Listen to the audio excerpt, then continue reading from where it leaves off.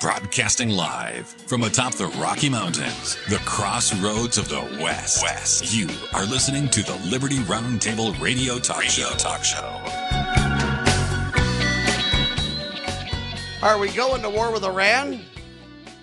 Hillary already testified. Bill's about to testify, but no doubt they have special privilege. Could we have used letters of marque and reprisal to deal with Maduro? How about the boat captured by the Cubans? How about Trump's tariffs? How about executive orders, ladies and gentlemen? Do you want more of them? How about former Secretary of State Hillary Clinton claiming, hey, I didn't know Jeff at all. But then they say behind closed doors, they didn't like some of her answers. Oh, wow. Good news. There's a couple of folks that are introducing our protections on the right to keep and bear arms. Yeah, they want to block gun registries. I'm involved as well. Happy to have you along, my fellow Americans. I'm Sam Bushman, and Dr. Scott Bradley's riding shotgun today. freedomsrisingsun.com, his incredible book and collegiate series to preserve the nation, his weekly Q&As on the Constitution, and more. It all starts now. Welcome, Doctor. Well, thank you very much. It's always good to be able to visit on this Friday morning, on any Friday morning, and we do have some very heavy topics, and the burdens may be generational, actually, and I'm very concerned about some of these things. So the burdens also seem to be gender related as well.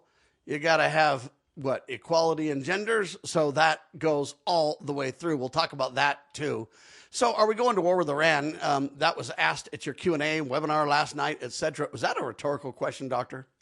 No, I don't believe it is. I think people are deadly serious. I think they're very, very, anybody that's got a heartbeat ought to be considering this. And I think that it's way too cavalier what's going on with the nation. I mean, Senate, armed services committees and senators are mouthing off all over the place. And they say, they've been, the Iranians have been saying death to America and all this, and we're the big Satan and all this. Israel's the little Satan. And how different is that from saying bomb, bomb, bomb, bomb, bomb Iran? Which, like McCain and Lindsey have been chanting, and Huckabee and, anybody that's in a really Wait a minute, I thought that was Barbara Ann. Well, you're listening. Isn't that what it is? You're listening to the Beach Boys. Barbara Ann. I don't know what's Barbara going on, Ann, Doctor. Yeah. The Beach Boys had a popular song, but they kind of stole the beat and the tempo and the everything, except they changed the message, and they used to just chant it, bomb, bomb, bomb, bomb, bomb, Iran. And how's that different from saying death to America?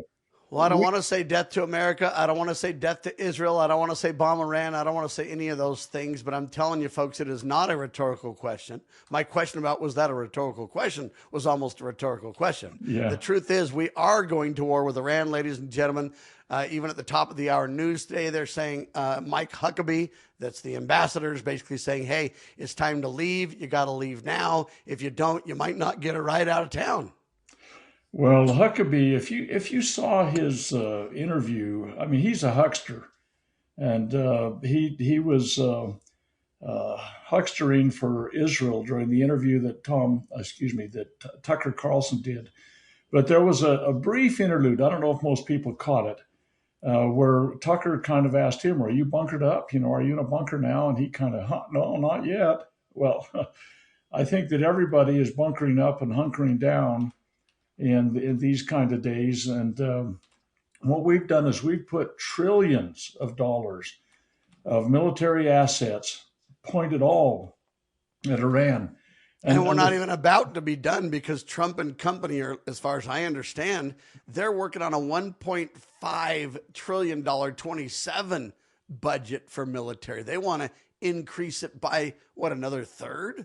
Or another 50%, I guess is how you'd say it, right? Well, if you expend your ammunition, you got to go buy more. I mean, and that's the big deal. And and there's a discount on ammunition for the government, right? Well, there is, but I guess I don't know. I don't know what they're Well, paying how do you for it. say $1.5 trillion a year? We spend more on the military than every other country combined, and there's a discount on hardware, discount on munitions and stuff. I don't know.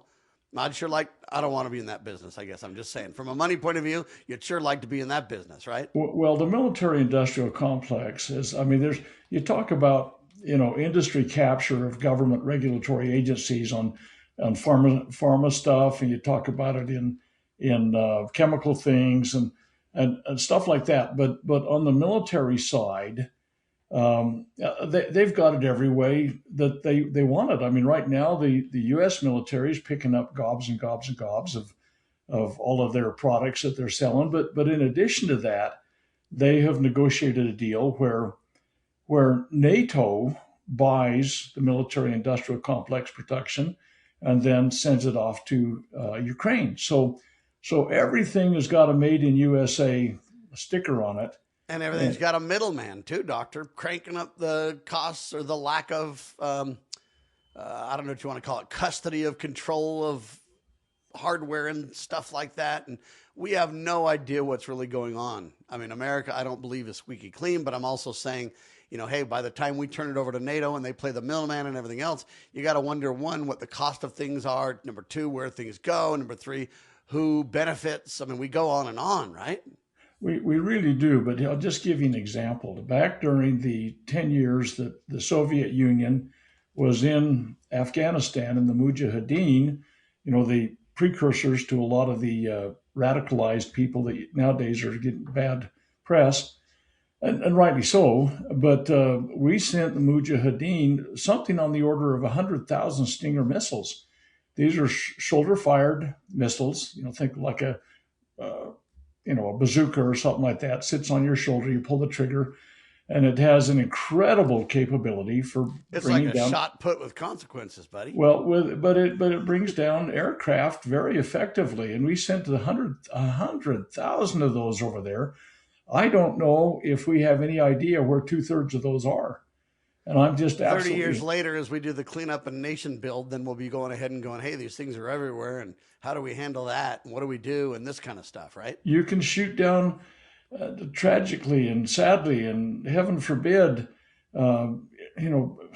commercial aircraft. Somebody sits off the end of the runway and touches the trigger on one of those things. 200 people could die. And we don't even know where they are. We look at what Biden's chaotic withdrawal from Afghanistan gave. We left billions and billions of dollars of stuff. I mean, it wasn't just M16s with a few rounds in a magazine. We're talking about, helicopters and tanks and artillery and aircraft.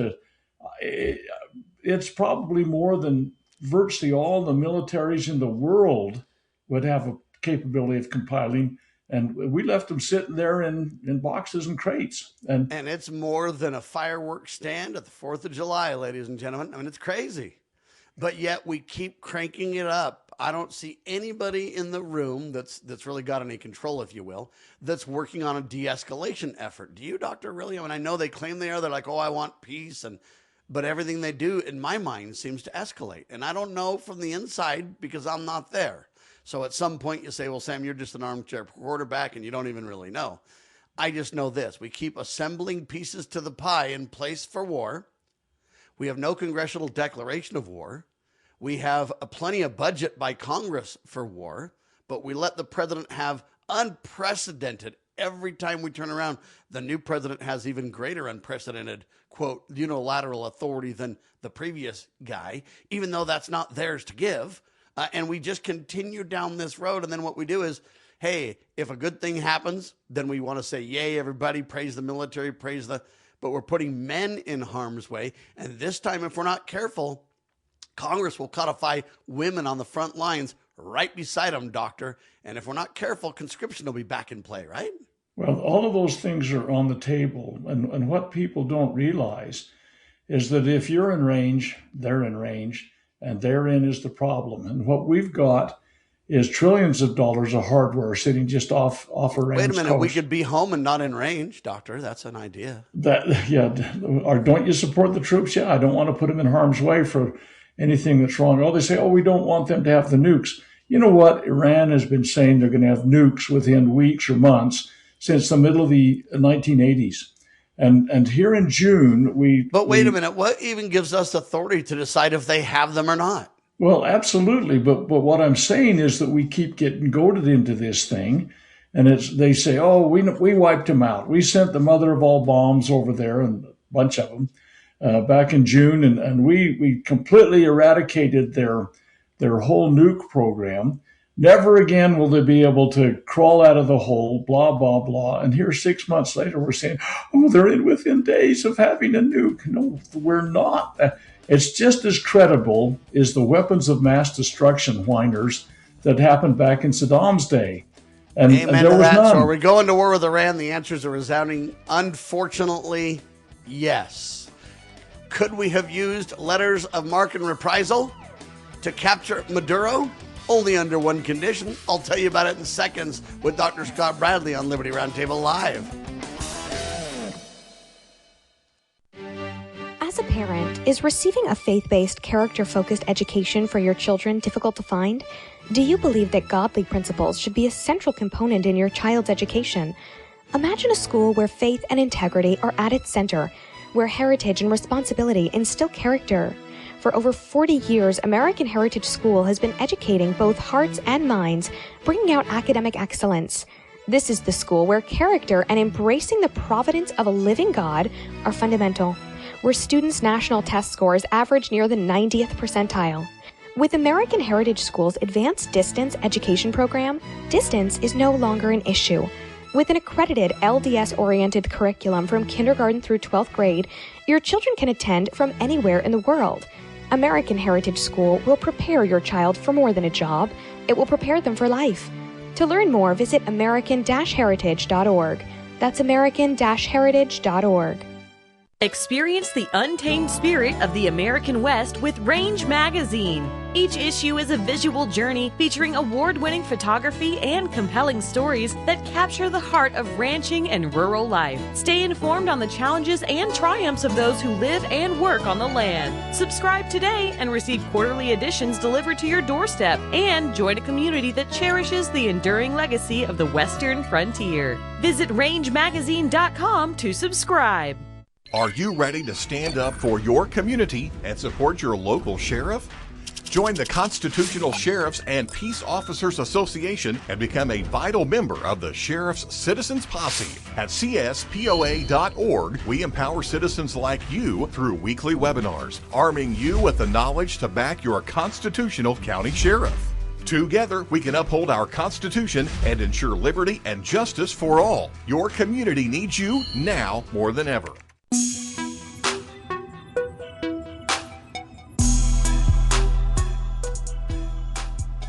All right, back with you live, Dr. Scott Bradley, Sam Bushman. Sadly, we are going to war with Iran. I wish we were not, but I think we are. And sadly, because we're backing one side and we're at war with Russia, and we just took out Cubans took out our whose boats? What? We'll talk about that coming up too. But in the meantime, could we have used letters of marque and reprisal to capture Maduro? The answer is absolutely, and that's what we should have done, because that's what the Constitution would call for those type of situations, Dr. Bradley. The problem is Congress is derelict in their duty and just missing in action, and so the president's got to obey the Constitution. He couldn't do that, sir. Well, whether we should have done it or not is still open for discussion. No, but if we do it, that's the way it should have happened. And could we have? If everybody were to play their parts, it could have been done, yes. Right, and that interesting question, when I got that question last night, it was like, hey, somebody's actually reading the Constitution. I mean, holy cow. Amen. It was kind of like it did my heart good to get that question. But absolutely, most Americans have never considered the two terms, marque and reprisal. I don't even think most Americans know what they are, Doctor. No. So they're part of the war-making powers of Congress. Article 1, Section 8, every clause in there begins with Congress shall have power to, and then blah, blah, blah. So Article 1, Section 8, Section 8, Congress shall have power to.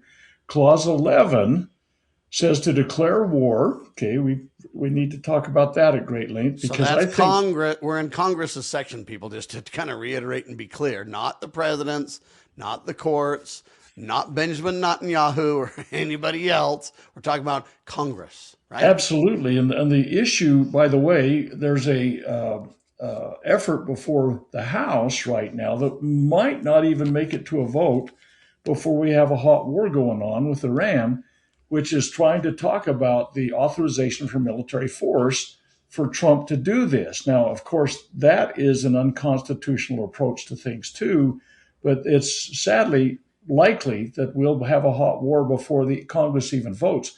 And if it passed there, it'd still go over to the Senate, which was almost impossible for it to pass because of the lock that the Trumpites have on the Senate. And then the president would probably veto it anyway. So, but it is an effort to get people on record as saying, I'm for this or I'm against this. And people putting their name on that, I think they're going to have to think mighty long and hard, because it's important to get that record, though, I might add and clarify, right? Yes, absolutely. And if we start losing American lives, if we lose an aircraft carrier to a hypersonic missile, which is highly possible. I mean, Iran has those things, and I don't know as we have the capability of truly defending against, an onslaught or barrage of those if it were to be launched. There's a new idea that Iran has become kind of a superpower in this region too, because of who they're backed by, which would be probably communist China and Russia and everybody else, maybe even North Korea. Who knows who's given technology to whom? But where they might have these fleet of small boats that could overwhelm some of our bigger, slower kind of ships, where they can maneuver so quickly. There's so many of them, they can swarm, and they can do it in the water. They can also do it with drones in the air. Now, whether that can make up enough of the difference from the technology we have, I don't know.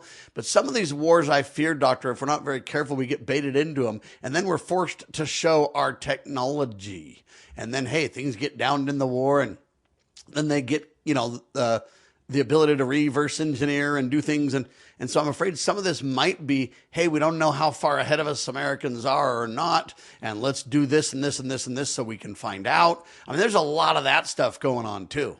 All right. We tip our hand every time we turn on an ECM, electronic countermeasure, for example. Every time we key a tactical radio, anything is picked up and used. But as bad as all those things are that you've so rightly mentioned, I think the baddest of all bads is going to be if we start losing substantial numbers of Americans. And we've been pretty fortunate up to this point, thankfully. But you think back in Vietnam, the Odd Drang Valley. What is it, 58,000 at least admitted to? Exactly, but we're still losing more to the Agent Orange stuff. But the fact of the matter is... That's why I say admitted to. They claim the number is 58,000. Really, the truth is it's an ongoing number. Absolutely. But here's what happened in the Odd Drang Valley. It was the Vietnamese War until that day. Well, it was November. It was a whole month, basically. But until that happened and we got really bloodied, it was their war. And suddenly it became ours. Mentally, we flipped the switch. Yeah, physically, emotionally, everything else. And so if that stuff happens, if we lose an entire American community off of an aircraft carrier, which again, heaven forbid it happens, we lose some of the smaller, support boats. I mean, all of these kinds of things, it will make it our war. And Americans will beat those drums of war incessantly until we are all in completely. And if thousands of Americans and maybe millions of people from the region die, because it will be a regional war.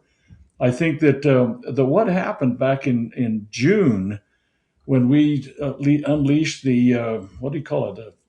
It was that Midnight Hammer or something like that. Trump. Operation Midnight Hammer, sir.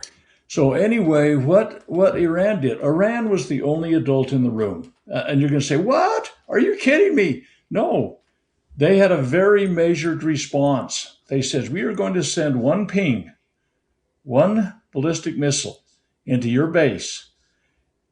Heads up, it's going to happen. Here's where it's going to go. We don't want to do any damage. We just want you to know it could happen. And they did it. It was done without casualty, no real damage to anything like that. Americans took great umbrage at it. And all the Iranians were doing was say, don't do this because we could do something much worse than that. But the Iranians, with a very measured response, after that Midnight Hammer, They gave us one ping, and it was just like, listen up, folks, this could get worse. Well, if something really lights up in that region, we've got multiple large bases that could be targeted by ballistic missiles. Iran could, when they were sent a few of their ballistic missiles, some of these hypersonic type things to Israel dialed it back because they couldn't defend against it. If Israel starts taking heavy hits, this could really escalate really quickly. And again, if we start losing people, and we lose them in any numbers, if there's any kind of response that does our hardware damage, for example, if we lost a carrier, there's 5,000 people at risk on a carrier and all of their support ships. I mean, it is absolutely something that could spiral out of control immediately. Well, and I think fundamental questions are not being honestly asked. When Trump says, hey, Iran is the greatest threat, country of terror, or the Iranian leadership or whatever, they're the biggest terrorists basically in the world or whatever, right? I mean, isn't that what he says?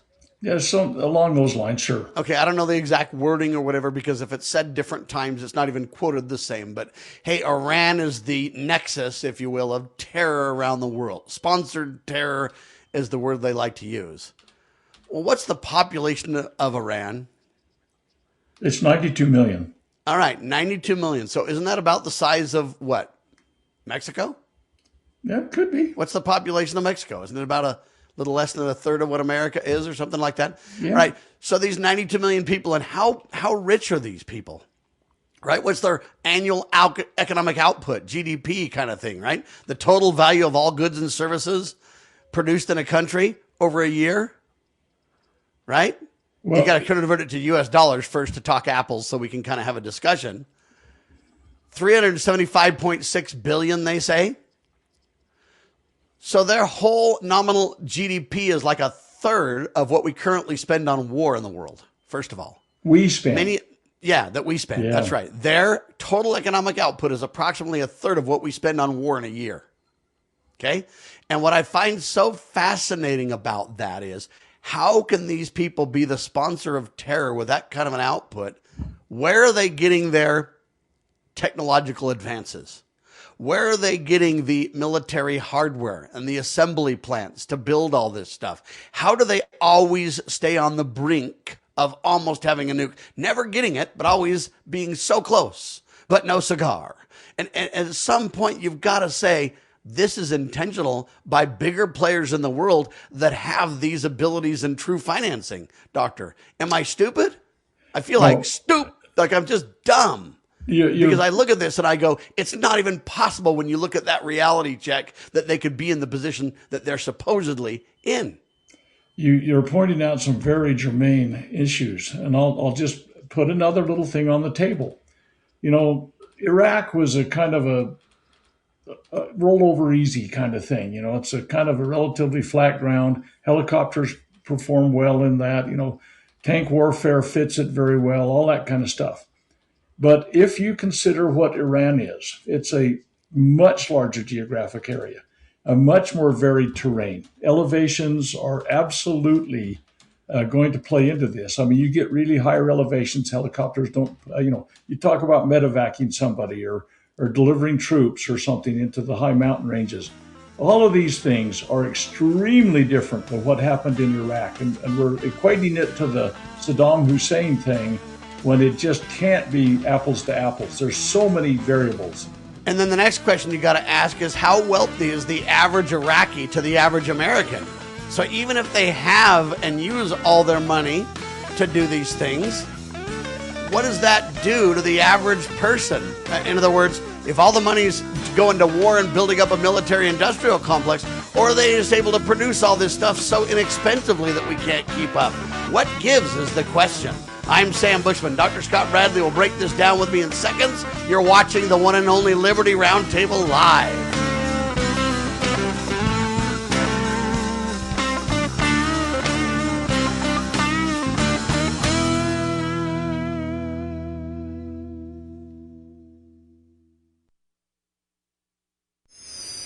How would you like to help this program reach more people and earn silver at the same time? Call or text 801-669-2211 for complete details.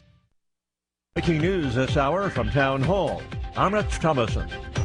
As the U.S. military buildup goes on in the Middle East, foreshadowing a possible attack on Iran, American embassy personnel in Israel are being told that if they want to leave the country, they should do so now. Ambassador Mike Huckabee has fired off a memo to that effect. Follows yesterday's third round of indirect U.S.-Iran nuclear talks, and so far, no deal over Iran's nuclear program. Former President Clinton testifying today in the Congressional Jeffrey Epstein investigation. Yesterday, Hillary Clinton answered the committee's questions. It was disappointing that they refused to hold a public hearing, so I wouldn't have to be out here characterizing it for you. You could have seen it for yourself. We had asked for that. We think it would have been better for the committee and its efforts to gather whatever information they are seeking. Telling lawmakers she has no information on Epstein's crimes and doesn't recall ever meeting him. Artificial intelligence pioneer Anthropic says it cannot grant the Pentagon unrestricted use of its technology. The Pentagon had given Anthropic an ultimatum to end restrictions on the use of its technology or face losing its Defense Department contracts. It's also threatened to use emergency powers to force the company to comply. But the Anthropic CEO, Dario Amodei, said he could not, in good conscience, agree to the request. He said AI-driven mass surveillance was a serious risk to fundamental liberties. And he warned that the technology was not yet reliable enough to power fully autonomous weapons, where targeting decisions could be taken without human involvement. The BBC's James Reed. A sell-off this morning on Wall Street. The Dow down 800 points, loss of more than 1.5%. The Nasdaq 253 points in the red. More on these stories, townhall.com. This month, Pure Talk is honoring Jackson and Lincoln by offering unlimited talk, text, and plenty of data for just $25 a month. Meanwhile, Big Wireless is honoring Benjamin Franklin by charging families hundreds of dollars for the same 5G service. What's up with that? Ben Franklin wasn't even a president. When you switch to Pure Talk, you'll be in business with an American wireless company that supports our vets in a big way and keeps all their customer service in this country. That's important. And you'll be on the same towers the big carriers use, so you'll get the same 5G service without the inflated price. So hang on to your Benjamins and switch to Pure Talk for a Jackson and a Lincoln. No contract, no hidden fees. Dial pound 250, say Mike Rowe, and you'll get 50% off your first month when you switch. That's pound 250, Mike Rowe, for an American wireless company that is truly unprecedented. Pure Talk. This is a battle between truth and deceit, a battle between forces that would enslave this country in darkness, and between a media that wants to present you with the truth. We are being censored. America's news outlets no longer provide the truth. 90% of news outlets in the United States are controlled by 6 corporations. The mission of the Epoch Times is to chase the truth, to ground all statements in fact. TheEpochTimes.com. Looking for an IT partner that truly understands your needs? Managed IT Services is the answer. We meet with you regularly to discuss your goals and form a tailored technology plan. Our customers have called us a trusted advisor who delivers. When it comes to IT, we do it all. Firewalls, cloud storage, server migration, and more. Say goodbye to long-term contracts and hello to a team that earns your business month after month. Call 801-706-6980 now and let Managed IT Services transform your IT experience. Scott Bradley here. Most Americans are painfully aware that the nation is on the wrong track and in dire straits. Unfortunately, most political pundits only nibble around the edges when they claim to address the issues. Even worse, many of the so-called solutions are simply rewarmed servings of what got us into the mess we currently face. And the politicians think we're so gullible and naive that we'll buy their lies that they have reformed and now understand where they led us astray. Unfortunately, the truth of the matter is that they simply wish to continue to hold power. The solution to America's challenges is found in returning to the timeless principles found in the United States Constitution. My book and lecture series will reawaken in Americans an understanding and love of the principles which made this nation the freest, most prosperous, happiest and most respected nation on earth. Visit topreservethenation.com and order my book and lectures to begin the restoration of this great nation.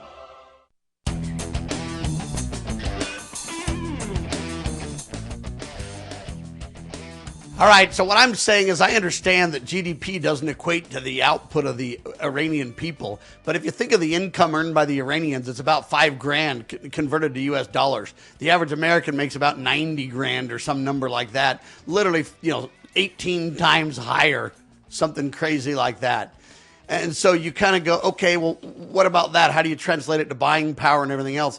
Even if you translate it all to buying power within a country based on different economies and availability of goods and services, and we're still 5 times higher than the average Iranian. So comparatively wealth-wise, the average Iranian has nothing compared to the American average person. We're a very wealthy country. They're not. So then you say, well, where does all the money come from then? And they say, well, hey, it's oil exports and everything else. And my response is, okay, well, haven't we sanctioned the heck out of them? Yeah, but they have ways to get around all that sanction, Sam. They have all these networks where they can, et cetera. And I'm saying, well, who does that? I understand, but at some point, somebody bigger with money, with banking channels, has got to be helping them, right?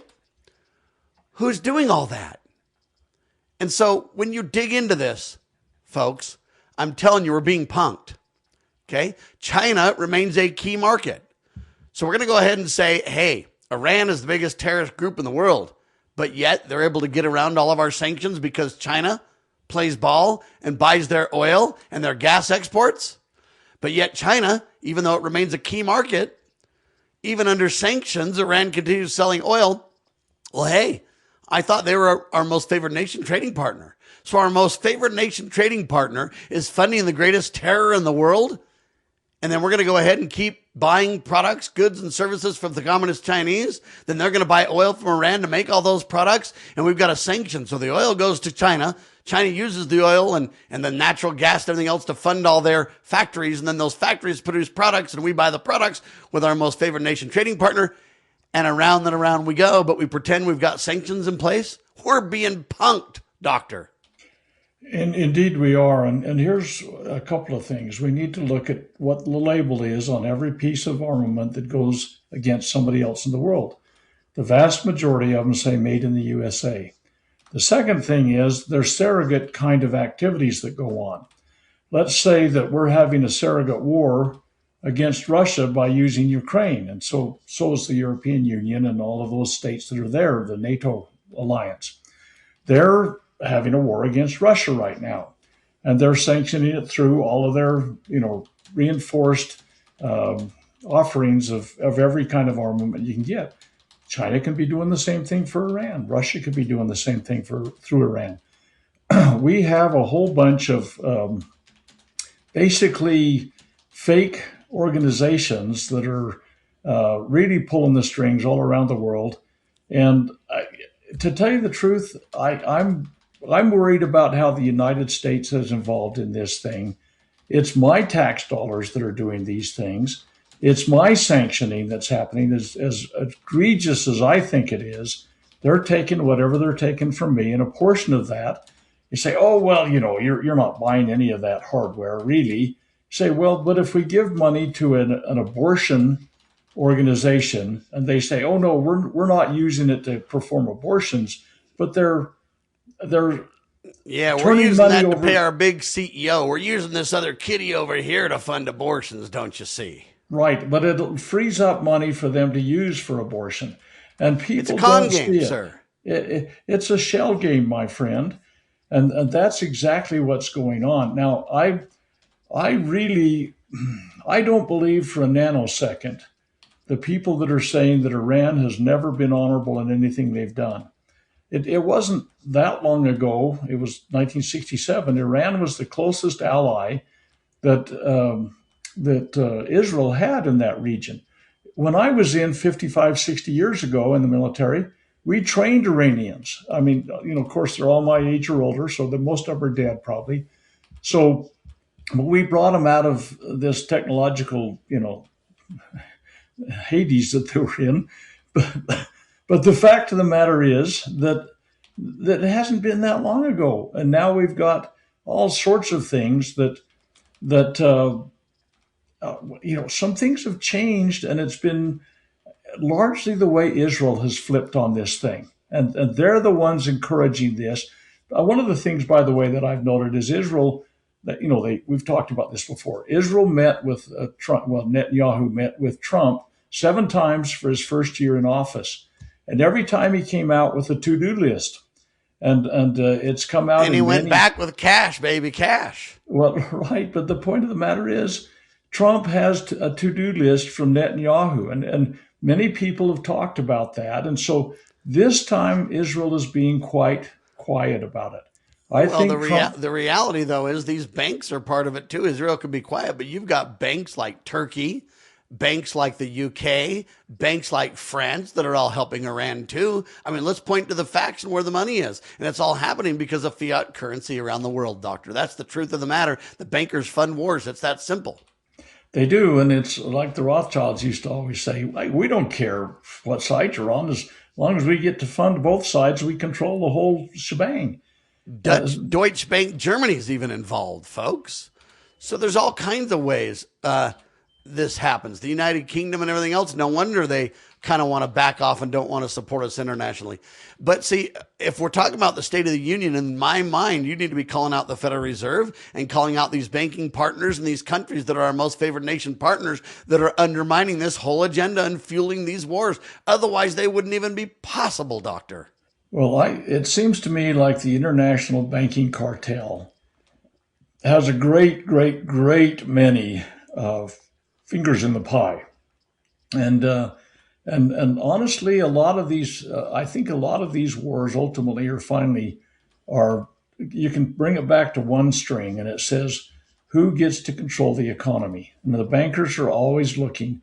Whether it was Libya or whether it was Egypt, or you pick whatever country has been in the crosshairs of America over the last 3-5 decades, and you'll find that normally they're more of an independent banking system than we like. Well, we, not me, you, not you, of course, but than the banking cartels like the Federal Reserve type people like, and so you can say follow the money, and I think when you say Turkey, France, the UK, Germany, Switzerland, and shadow networks in Asia, meaning China, etc. Hey, all those people really, through the banking cartels, are ganging up against the United States' stated agenda and becoming an enemy. In reality, we know it's happening. We claim or act like we can't stop it, but yet we participate because China is our most favored nation trading partner. All these other countries that are doing these banking are supposedly around the world peace partners, right? So it's all of our partners' betrayal that is really at the heart of all this, unless we're involved too, right? Well, everybody gets in this. I'm trying to think of a kind way to say an uncrude term to use in how this thing is coming together. It really is. There's too many military terms that are coming through my mind right now. I don't want to use them on the air. But I'll just use the term cluster. That's the deal. And it's all operations are fouled up, and we go all there. But at the end of the day, though, I don't believe that we're being dealt with in a genuine manner about this by any of the players. We're going to go to war with Iran. We're going to keep the war alive with Russia and the Ukraine. We've got Israel, as you wisely mentioned. They're quiet right now. I think it's because everybody's doing their bidding, right? Yeah, I think that the checklist is out, and we're marking them off, and people need to understand these things are not without consequences. And we've been, luck is way understating it. We have been preserved in so many ways without having, you talk about this thing in the State of the Union address where the warrant officer that was piloting the chopper took some real hits, and everybody got out alive, but that guy was right on the verge of bleeding out. We've come really close to some absolute disasters, and yet when we really pull the trigger on something of the order of magnitude of Iran, it could go upside down really fast. I pray it doesn't. I pray we don't pull the trigger. But there's forces afield and moving right now. There's pieces They are moving the chess that we don't even know where they are. And I'm afraid. Hey, we can't keep talking about this. We better find a distraction, Doctor, because this is getting a little too personal too quick for my liking. You know what I'm talking about? This is a little bit, you can't talk about Benjamin. You can't talk about Israel. Don't you dare expose the behind-the-scenes partners, our most favored nation trading partner, and our, quote, military, quote, peace partners or whatever. I mean, you can't call all those guys out as the bad guys, Sam. That's getting a little too... I think we need to talk about Hillary. She yesterday said she doesn't even know these guys, and she didn't know Jeff or anything else, and she had to answer that 46 times from Sunday, and then now Bill's testifying right this very second, and he doesn't know what the word is.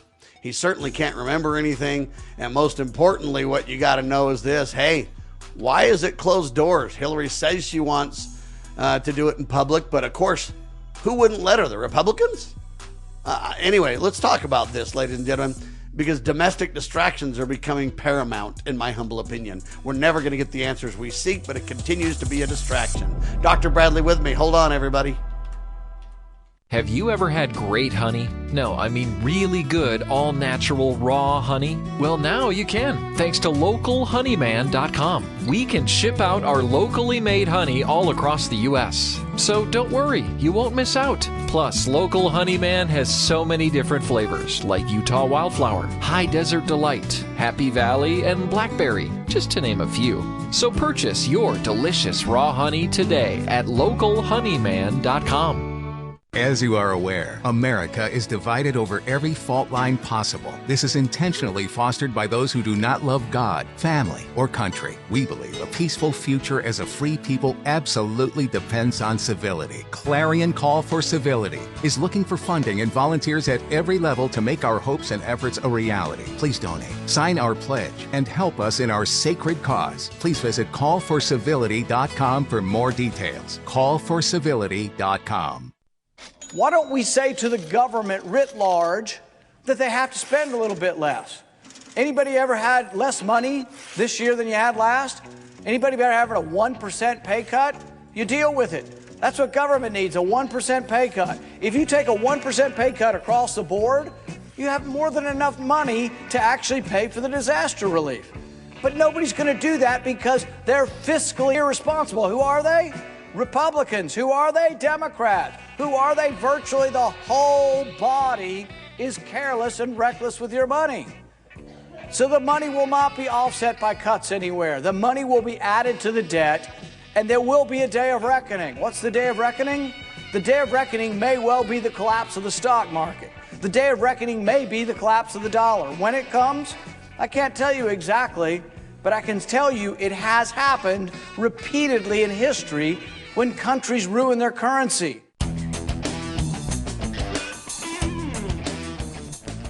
As anybody that hasn't been living under a rock has probably heard, today Bill Clinton is testifying before Comer's House Committee.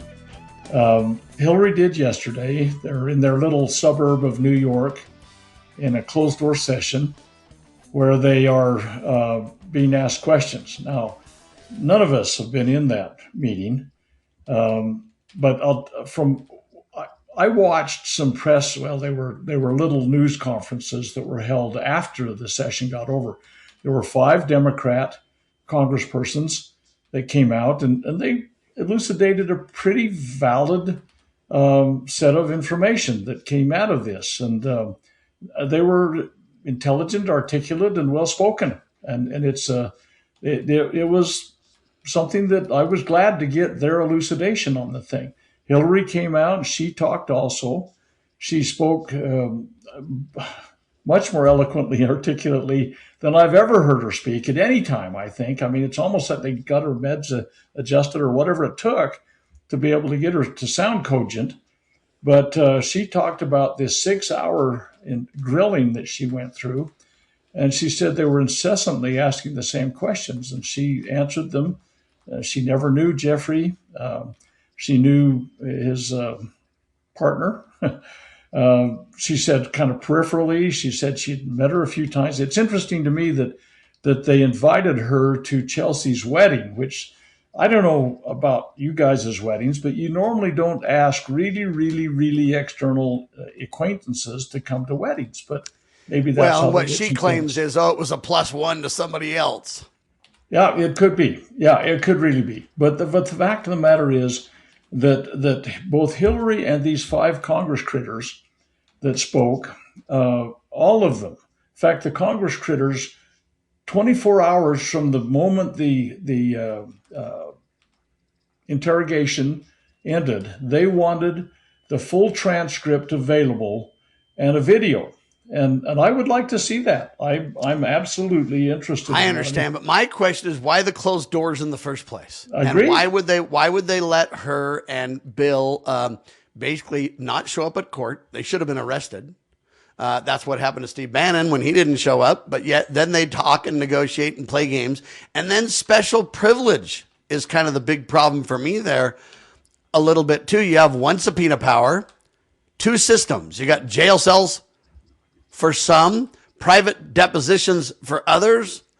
Under the same congressional subpoena authority, some witnesses have faced prosecution in jail, while the Clintons were offered 1, complete negotiation, delay, and then off-site closed-door depositions. The only question I have left, Doctor, about that is why? I thought the Republicans said that, hey, she's a criminal, lock her up. But now she's got these special privileges and they negotiated it. Now all Bill's got to do is go in there and kind of play dumb and I don't remember. And yes, I did a couple of things, but Jeff was a nice guy and I'm a nice guy too. And leave me alone. I'm kind of retired. And you're not going to get anything out of this that has any pay dirt to really move them to jail. All you're going to do is quote, clear their names at the end of the day. You might have a few salacious things to drop to make the public go, ooh, wow, they were hard on them. They got it done. But at the end of the day, nothing's going to happen. It's just going to clear their names and move along. Nothing here to see, Doctor. Well, it is a 2-tier system. There's unquestionably that status that we have when the rich and powerful and famous are there. But to me, there's so many pieces that should be totally further exposed. I mean, it's come out now that about half is all of the total pile of information was released.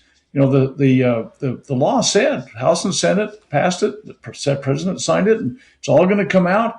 It said everything's coming out. No, it didn't. About half of it. 3 million pages of redacted came out, and the rest we ain't seen yet. And the question is there really 6 million pages? Every time I turn around, we hear that there's more pages. Well, that's true, but there's also stuff that has been. I mean, I've done a very cursory review of whatever I get my hands on, but I find really bizarre things happening where you look at an email and it has the person that sent it redacted and the person who received it redacted, and the whole rest of the document is unredacted.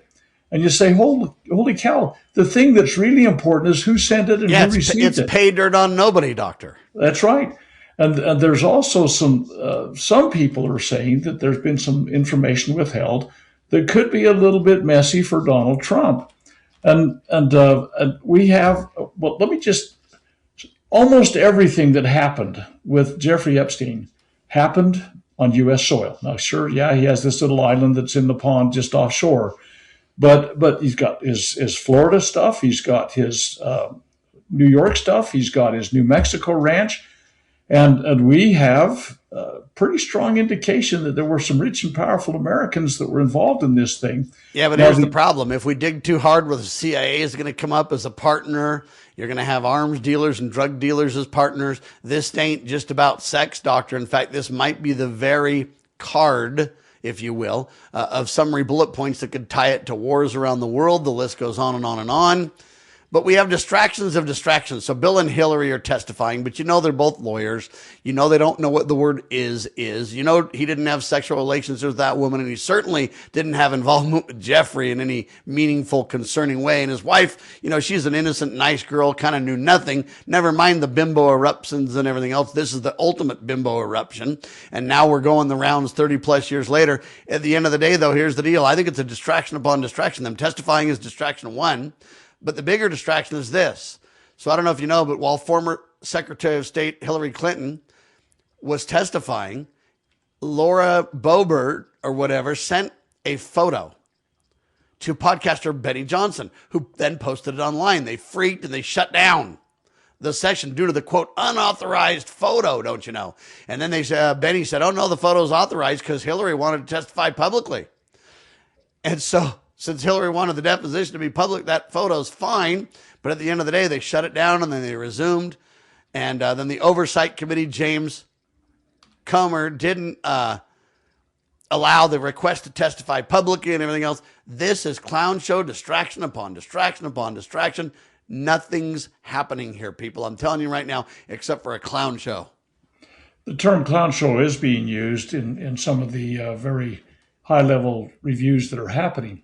But let's just go back for a second. Mine, by the way, not to be too bold, mine being the most high level of all, Doctor. Yeah, that's probably true. Just saying. So at any rate, I'm just teasing everybody. We're seeing, you mentioned this international intrigue stuff and spying and all this kind of stuff.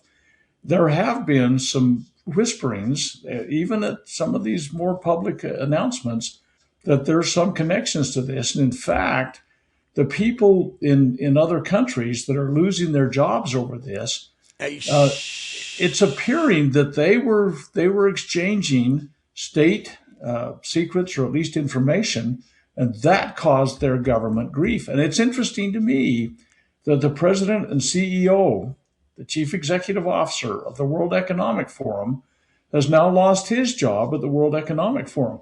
This reaches the highest levels of international intrigue that you can get. And if you've got Mossad running some kind of scam game to get the goods on somebody, to get them to exchange information, I mean, whether it's happening at the same level of Jonathan Pollard that spied for Israel back in 1985, or what, we don't know. But there are people in high places, very high levels. I mean, Prince was dethroned, if you will. We've got you've got these honeypots from China and Russia and other places that come to America, and they basically, I'm trying to be careful on the radio here. They basically trade their involvement for, intrigue data and information. Jeffrey, I'm sure, leveraged all that. But the real pay dirt here is who took over after Jeffrey got taken out, if he's really even taken out for that matter. But who's taken over after Jeffrey? Is it still alive and well? This network didn't just poof and go away because some guy supposedly committed suicide in jail. I don't buy that. There was too great of a network. When a crime boss is gone for whatever reason, another one fills the void, Doctor. Don't tell me that's not reality. And no one's talking about that really but me.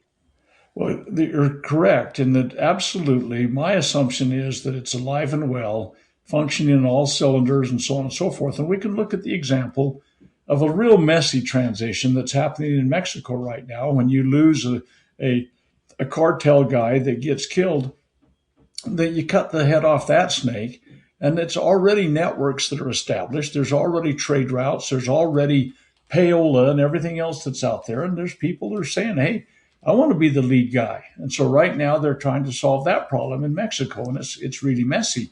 But the fact of the matter is that some of these people are pretty cagey. Some of these people are fully, shall we say, embedded, and that's kind of a bad term maybe if you put the emphasis on the wrong word. Some of these people are so embedded with international organizations that it's just going forward seamlessly. And that's probably the real There's no doubt that's the case. Now, I find that interesting that they say Oversight Committee Chairman James Comer, I'm sorry. Don't confuse those two guys. I know, you're right. That's why I'm correcting myself, because James Comer, it's interesting, they're both kind of in the news all at the same time. Very strange, by the way. But nevertheless, James Comer did not grant Hillary the ability to testify publicly. Now, I think that alone is a clown show, disrupting reality. Did Hillary really want everything to be transparent? Now, if James was serious, he would have said, oh yeah, let's do that, sis. But the problem is he's afraid of what she might say. She's afraid of what he might bring up. So she calls that out, acting like she's innocent and doing that. He's like, oh, no. Now the blame's on somebody else. And it's all who's to whatever. And you don't know whose side. It's kind of like President Trump going back and forth on it. Is he for or against the release of this stuff? Who knows? Well, who knows about this either? I'm just telling you, it's a side show and it's meant to distract. For Dr. Scott Bradley, freedomsrisingsun.com, I'm Sam Bushman, lovingliberty.net. Spread the word, share the love, and God save the Republic. of the United States of America. Pray for peace, everybody.